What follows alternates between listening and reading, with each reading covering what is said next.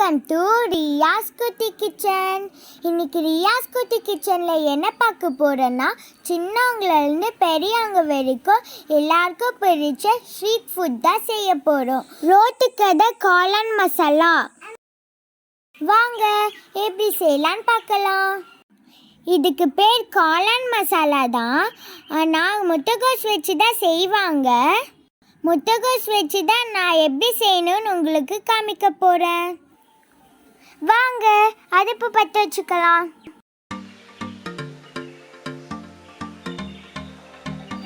கேபேஜை பொடியாக நறுக்கி எடுத்து வச்சுருக்கேன். அது கூட மைதா மாவு 1 cup, cornflour powder 3 teaspoon, ginger garlic paste 1 teaspoon, chilli powder 1 teaspoon, garam masala 1 teaspoon, தேவையான அளவுக்கு சால்ட் ஆட் பண்ணி மிக்ஸ் பண்ணிக்கலாம். வேணும்னா இது கூட காளான் கூட ஆட் பண்ணிக்கலாம். லைட்டாக தண்ணி ஊற்றி மிக்ஸ் பண்ணிக்கோங்க. இப்போ ஒரு கடாய் வச்சு எண்ணெய் ஊற்றிக்கலாம். ஆயில் ஹீட் ஆயிடுச்சு. இப்போ நம்ம மிக்ஸ் பண்ணி வச்சிருக்க முட்டைகோஸை ஃப்ரை பண்ணி எடுத்துக்கலாம்.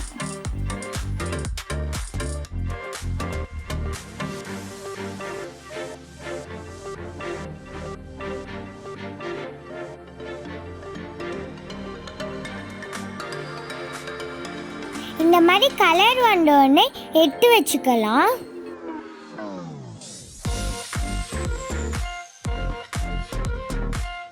எல்லாத்தையும் இது மாதிரி ஃப்ரை பண்ணி எடுத்துக்கலாம். நம்ம வீட்டில் இருக்கிற திங்ஸ் வச்சு ஈஸியாக செய்யலாம். நீங்களும் இதை ட்ரை பண்ணி பாருங்க.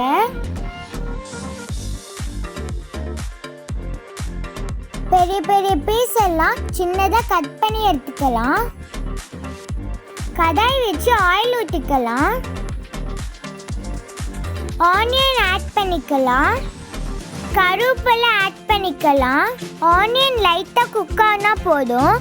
புளிப்புக்கு கொஞ்சம் டொமேட்டோ சாஸ் ஆட் பண்ணிக்கலாம். மஞ்சள்தூள் 1 டீஸ்பூன், கரம் மசாலா 1 டீஸ்பூன், மிளகாய் தூள் 1 டீஸ்பூன்,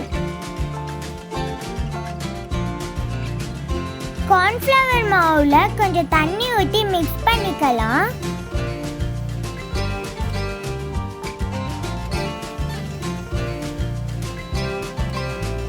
இதை கிரேவியில் ஊற்றினா நம்மளுக்கு காளான் மசாலா திக்காக கிடைக்கும்.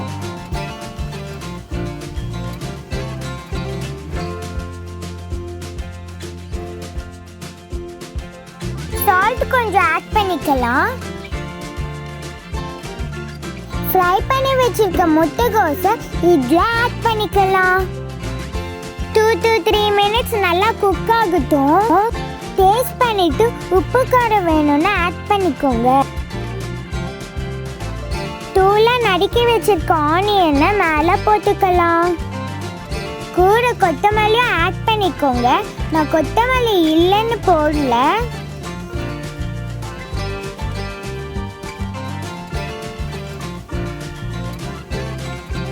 ரோட்டுக்கடை காளான் மசாலா ரெடி.